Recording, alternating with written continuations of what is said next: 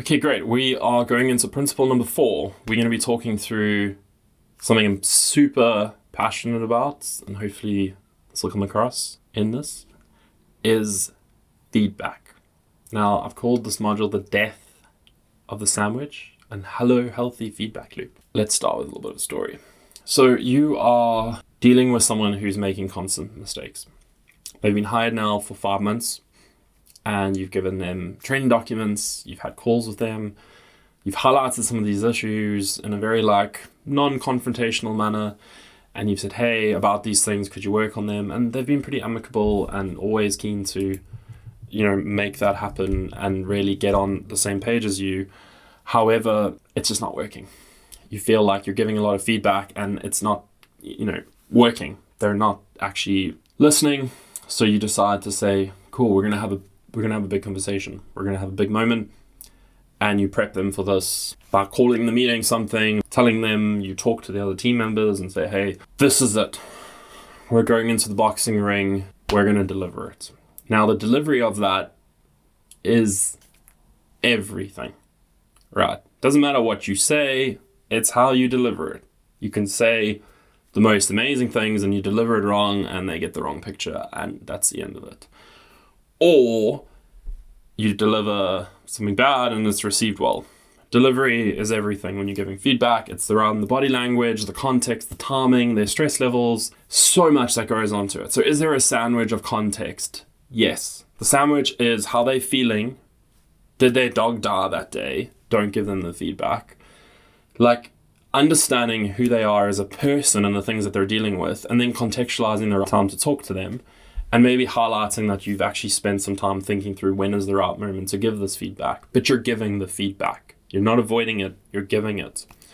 Now, a little trick. The story. You're giving them feedback. So you say, hey, I want to say you've done this really good. This was great. However, X, Y, Z was wrong. And this was left and neglected and the client saw that and we're going to lose the client and I'm not going to be able to pay you if that doesn't happen, etc., etc., etc. And I just wanted to say that. But just know you're amazing and great and we really want to have you on team and, without you, we couldn't be here. Now, I don't know about you, but I feel like the sandwich is one of the most fake ways to give feedback because there's a build-up, then there's a drop, and then there's a build up, but you're trying to build them up after just literally dropping them down. And they can sense it's coming. Anyone who's been through this before knows that you're suddenly giving them good, positive things to say when you normally never ever say anything nice. So that's being written off because it doesn't feel genuine.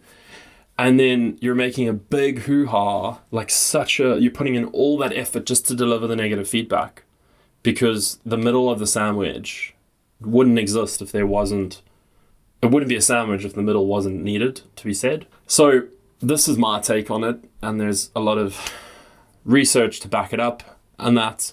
But ultimately the best way to give feedback with someone and to drop their defense system is to start by talking about yourself and talking about your mistakes and saying, hey, I want to tell you a story. When I had worked at an agency for 6 months, I made a mistake and we spent $8,000 within an hour, which was thankfully not a huge portion of the client's budget, but it was a lot of money.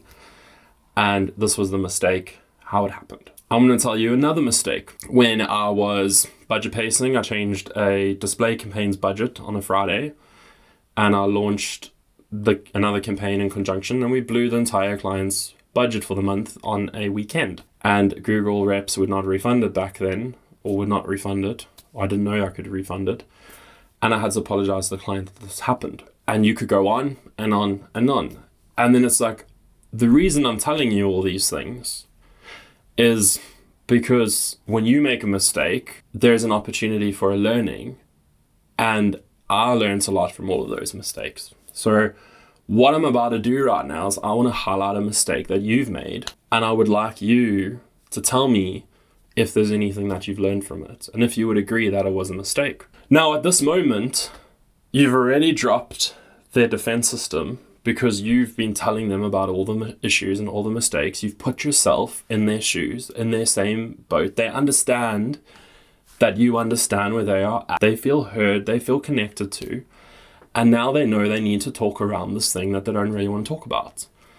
But you've been vulnerable, you've been transparent, you've been honest, and you're inviting them to do the exact same thing. So by giving negative criticism to yourself, you have invited them to be vulnerable and honest. Now, this isn't going to work with everyone, but majority of people are going to say, hey, I'm going to reciprocate. You've been vulnerable, I'll be vulnerable too. Yes, I made a mistake, I blew the budget, I forgot to change the bid, and I was just so stressed, and this, and this happened. Okay, great. You've made a mistake, but what's the learning? What are we gonna do here? What can we implement? What can we change? How can we support you to ensure that this doesn't happen again? And if it does happen again, how would you like us to give you that feedback? Well, if it does happen again, can you just message me? If it does happen again, can you... Okay, and what do you think is going to happen if you keep doing that across all your accounts? Well, we're probably going to lose a client or two. Okay, and we don't want that to happen. So I need you to take this learning and implement it. I need you to demonstrate that this negative moment that's happened is a moment of learning so that we can go on this journey of having more conversations like that.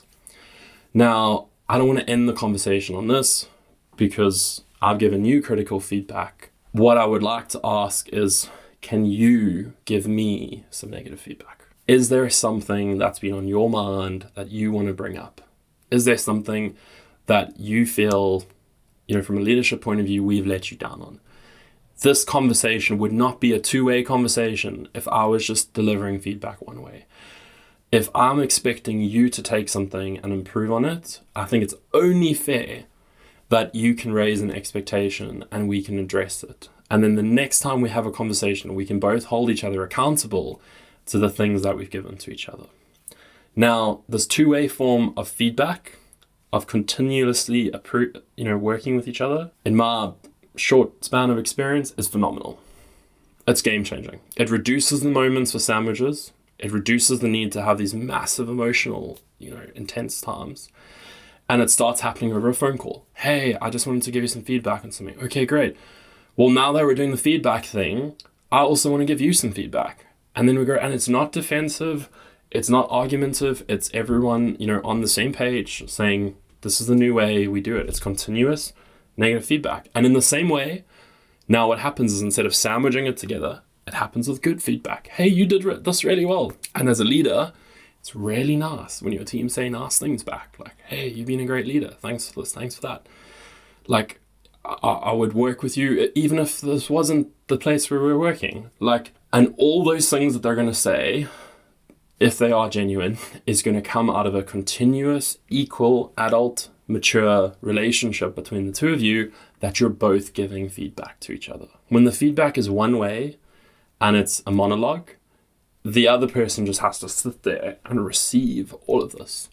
And it leads them to believe that they are the problem and you're not in the problem with them. But if you can get out of your position and join them in the problem and say, I'm here with you, I used to be here, this is how I got out of it, and we're going to get you out of it too, and can you give me something to work on? Super, super healthy. So that is my suggestion on how you give feedback. If the sandwich is working for you, great. It's better than nothing. Whatever you're doing, make sure you're giving feedback regularly. Make sure it's happening in a objective manner and you're not being emotional and trying to avoid making things personal.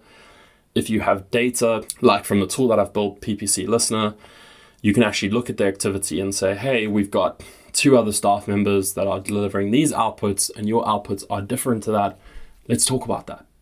We notice there's a difference in hours you're putting out in your utilization compared to everyone else. What's going on? What are you struggling with? How can I help you? As it's data-driven and objective, you start getting down to the meaningful conversations. And if people don't want to be vulnerable and talk about those things and actually improve or have a growth mindset, they're probably not the right people to be on your team. It's a hard, unfortunate truth. But if you want the right people who are growth-minded, they will respond very well to a two-way feedback loop.